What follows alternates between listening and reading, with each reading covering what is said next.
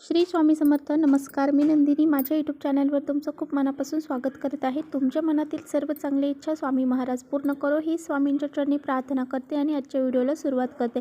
तत्पूर्वी तुम्ही जर चॅनलवर नवीन असाल तर चॅनलला सबस्क्राईब करा. त्याचबरोबर शेजारचं जे बेल आयकॉनचं बटन आहे ते प्रेस करा, जेणेकरून मी जेव्हा नवीन व्हिडिओ अपलोड करेन त्याचं नोटिफिकेशन तुम्हाला मिळेल आणि तुम्ही एकही व्हिडिओ मिस करणार नाही. तर चला करूया व्हिडिओला सुरुवात.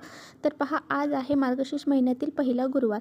तर आज आपल्याला घरातील पूजा अर्चा करून त्याचबरोबर आपल्या घराच्या बाहेर सडा रांगोळी करायची आहे. त्याचबरोबर आपल्या उंबरठ्याला हळदीचं लेपन आज आपल्याला द्यायचं आहे. त्यावरती आपल्याला लक्ष्मीची पावलं काढायची आहेत. छोटीशी रांगोळी त्याच्या साईडने आपल्याला काढायची आहे.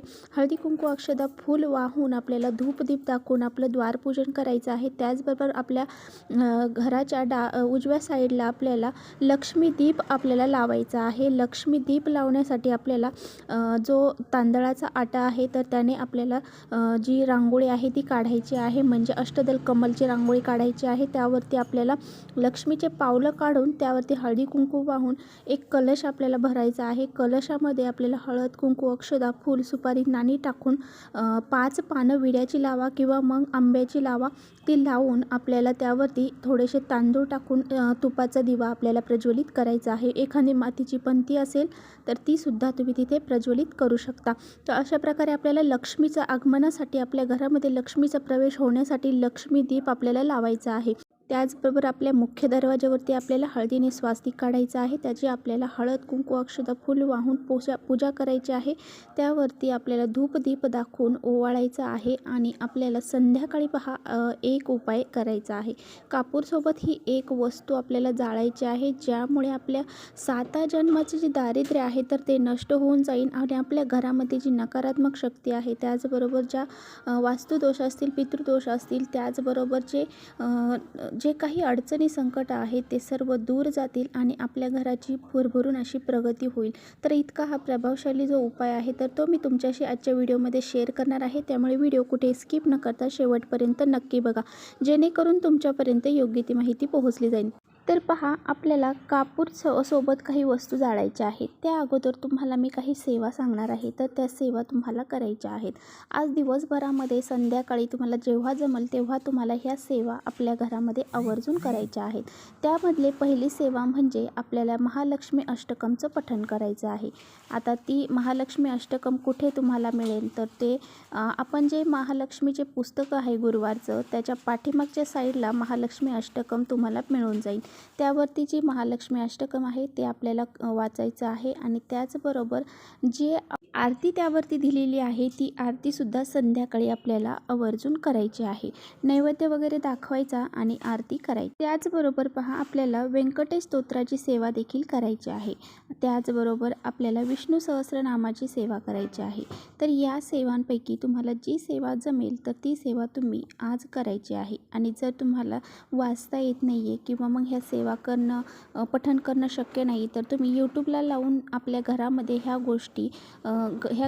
गोष्टींचं आपल्या श्रवण करायचं आहे.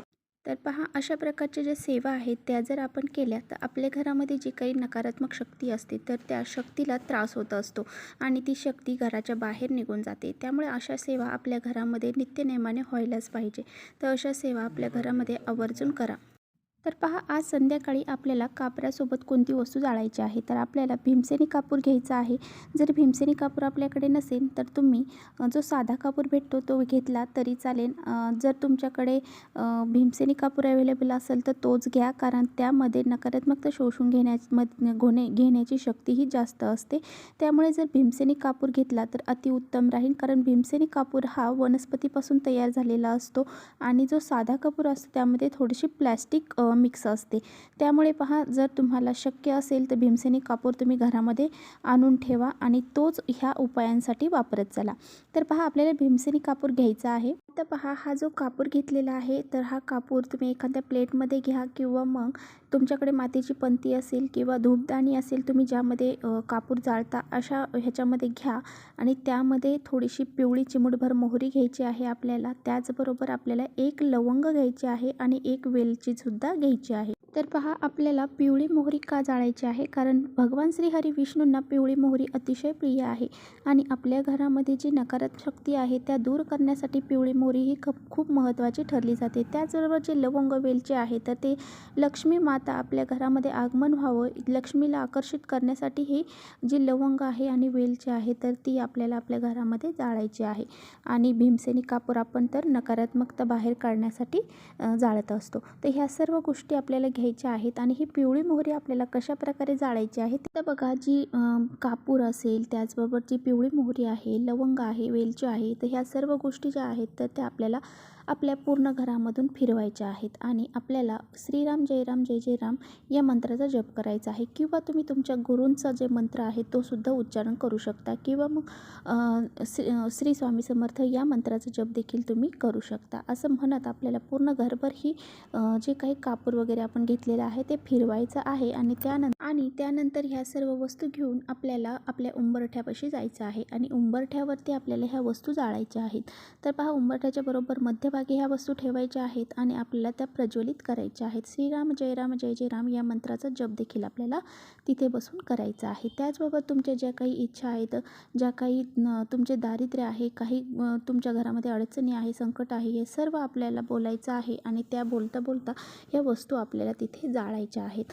आणि पहा, जाळल्यानंतर आपल्या घरात आपला जो काही गुरुग्रह आहे तो मजबूत नसतो, तर तो गुरुग्रह हा मजबूत होत असतो. ह्या सर्व गोष्टींमुळे पहा, हे असे गुरुवाचे आपण काही उपाय जर केले तर यामुळे आपला गुरुग्रह मजबूत होतो, आपली दुसऱ्यावरती वर्चस्व राहते.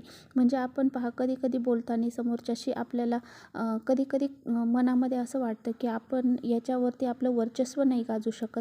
तर त्या वर्चस्व राहण्यासाठी आपल्याला आपले हे गुरुग्रह मजबूत होणं खूप गरजेचं आहे. ज्याचा गुरुग्रह मजबूत असतो त्याचं वर्चस्व हे दुसऱ्यांवरती अवश्य. आणि हा जो उपाय आहे तर तो संध्याकाळी 6च्या नंतर आपल्याला करायचा आहे. 6च्या नंतर तुम्ही कधीही करू शकता, परंतु जे लक्ष्मी माता घरात येण्याचा टाईम आहे त्यावेळेस जर आपण केलं तर त्याचे प्रभाव, त्याचा फायदा आपल्याला जास्त होईल.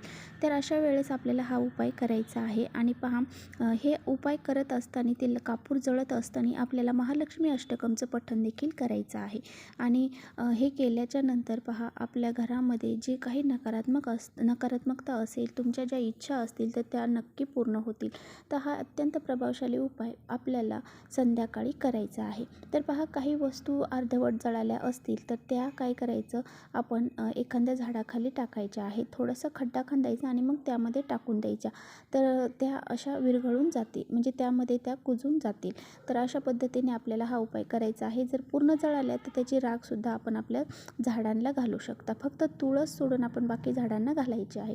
तर असा हा अत्यंत साधा आणि सोपा उपाय संध्याकाळी आपल्याला करायचा आहे. तर चला, इथेच करते व्हिडिओचा एंड. व्हिडिओ आवडला असेल तर नक्की लाईक करा. चॅनलवर नवीन असाल तर चॅनलला सबस्क्राईब करा. परत भेटूया अशा छानशा व्हिडिओसोबत. तोपर्यंत श्री स्वामी समर्थ.